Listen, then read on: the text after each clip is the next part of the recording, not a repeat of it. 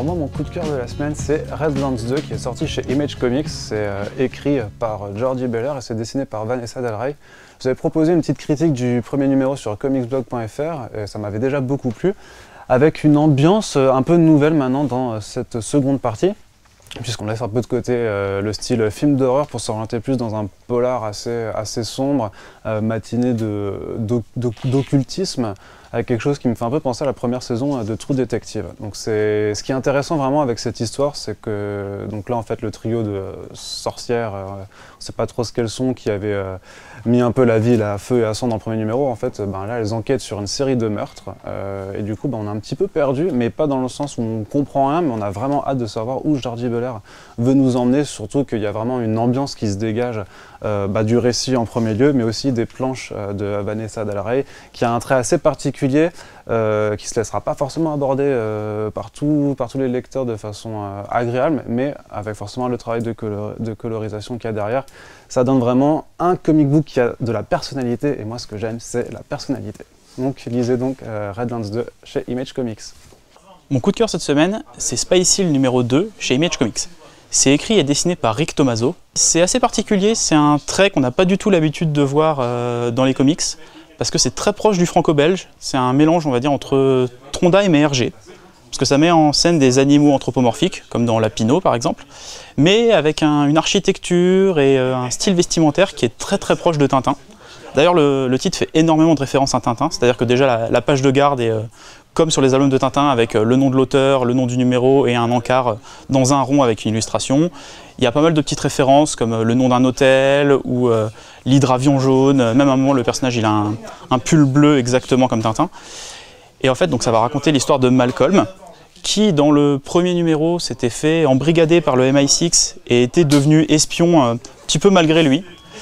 Et là, en fait, on va le suivre sur sa première mission. Donc, il enquête dans une galerie d'art pour essayer de percer à jour les secrets d'une secte. Et il va se faire repérer, ça va lancer une course-poursuite qui est assez bien découpée, il y a des gros onomatopées. On a vraiment l'impression de lire parfois une vraie BD franco-belge. Ça se finit en plus sur un gag, voilà.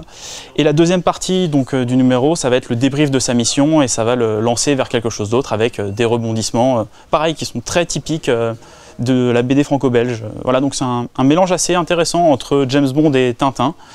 C'est des choses qu'on voit rarement dans les comics, donc je vous le conseille vraiment. Alors mon coup de cœur cette semaine, c'est Mr. Miracle numéro 2 chez DC Comics, du duo Tom King et Mitch Gerads, qu'on a déjà pu voir ensemble sur Sheriff of Babylon ou sur des fill-ins de Batman. De quoi ça parle? Ça parle de Mr. Miracle, Scott Free, mais à partir de là, c'est difficile de dire exactement quel est le propos de la série. On partait sur le numéro 1 sur une sorte de dépression de Mr. Miracle qui perd des prises avec la réalité. Ici, on reprend en pleine action, alors que lui et Big Barda sont sur New Genesis en train de se battre contre les forces de Darkseid et de Granny Goodness. C'est très violent, c'est très psychologique. Ça part aussi en politique puisqu'on a Orion qui est devenu le nouveau Highfather et ça crée des tensions avec Mr. Miracle. Le talent de Tom King sur le numéro, c'est de très bien capter la psyché de ses personnages, y compris Granny Goodness qui est généralement traité soit sur un extrême, soit sur l'autre. Là, il capte parfaitement son ambiguïté entre la torture et la passion pour les gens qu'elle aime. C'est une des meilleures séries, c'est probablement la meilleure série d'ici actuelle, qui tire sur un ton très Image Comics ou Vertigo plutôt que sur un DC Comics classique. C'est à mon avis à lire dans son ensemble plus tard, même si c'est très agréable en individuel. On a un Mitch Gerads qui utilise strictement que des gaufriers 9 cases sur tout le numéro. C'est lui qui sent que c'est lui qui se colore, c'est absolument magnifique. On manque un peu d'ampleur parfois sur les dessins, mais franchement, ça vaut le coup, c'est la meilleure série d'ici actuelle. Mon coup de cœur cette semaine, c'est un nouveau titre qui vient de sortir chez Image, c'est The Realm de Seth Peck et Jeremy Haun. Donc c'est une co-création, mais Jeremy Haun il s'occupe des dessins. Et en fait, pour replacer le contexte, c'est un univers post-apocalyptique, mais dans un contexte un peu moderne, un peu à la Walking Dead entre guillemets, dans le niveau apocalyptique où c'est la civilisation qu'on connaît mais qui a été un peu dévastée et qui a été mélangée, accrochez-vous bien, à de la fantaisie en fait. Ce qu'ils expliquent au début du numéro, c'est qu'il y a 15 ans, il y a en fait la magie qui est apparue, des dragons, des orques, et tout ce folklore en fait de fantasy.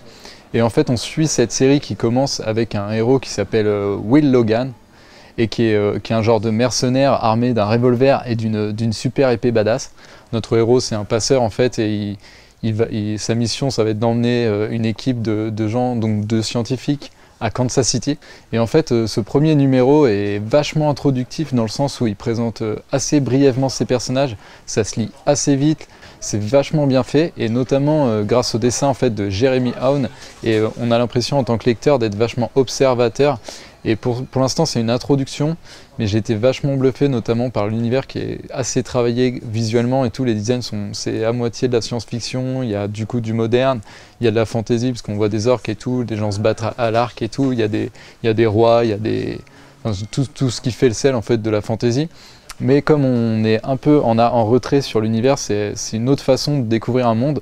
Et il y a plein de cases au final où on voit que des panoramas et tout. Et c'est vraiment... moi, ça m'a vachement convaincu. C'est une belle curiosité. Je sais pas dans quelle direction ça va aller. J'ai hâte de découvrir et franchement, je vous le conseille. C'est vraiment une pure lecture de cette semaine.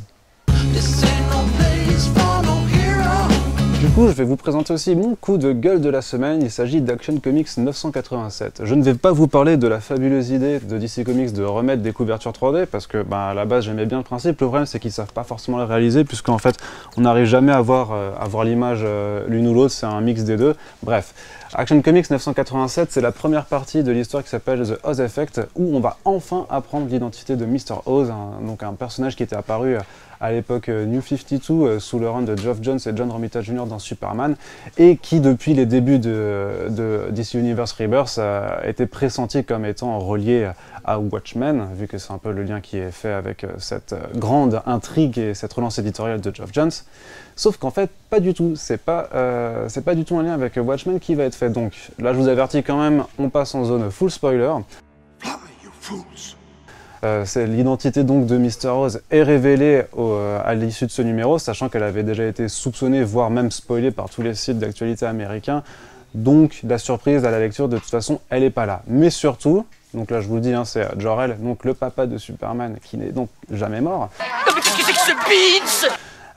Il y a quelque chose de vraiment problématique à vouloir faire de ce personnage le grand méchant en tout cas de cette intrigue. Premièrement parce que ça faisait déjà plus de sens par rapport à ce qu'on voyait dans DC Universe Rebirth, au fait que Mr. Oz soit plutôt Ozymandias. Et quitte à avoir une idée de merde à relier l'univers DC avec Watchmen, autant le faire jusqu'au bout. Là, le fait d'avoir Jor-El, c'est pas forcément un problème, c'est surtout ses motivations qui en font en fait une sorte de Zod bis. Avec un Jor-El qui condamne en fait l'humanité, qui voit qui veut pas voir le bon en l'être humain, en fait, qui est dans sa façon de penser, qui est à l'opposé total de la façon de penser de la Maison L, et donc ça n'a pas vraiment de sens. Alors j'espère qu'au fil des numéros qui vont sortir là les 3 prochaines semaines, on va se rendre compte que c'est un Jor-El qui est plutôt peut-être brainwashé par exemple le Dr Manhattan ou même un vrai Ozymandias. Mais en l'occurrence, là, déjà que le numéro est assez long en fait au final pour juste mettre cette révélation qu'on avait déjà. Heureusement, c'est bien dessiné par Victor Bogdanovich, mais le script en tout cas et surtout la nouvelle façon de penser de Jor-El qu'ils mettent là-dedans, ça fait mal à la famille de Superman et j'aime pas trop qu'on touche à la famille de Superman.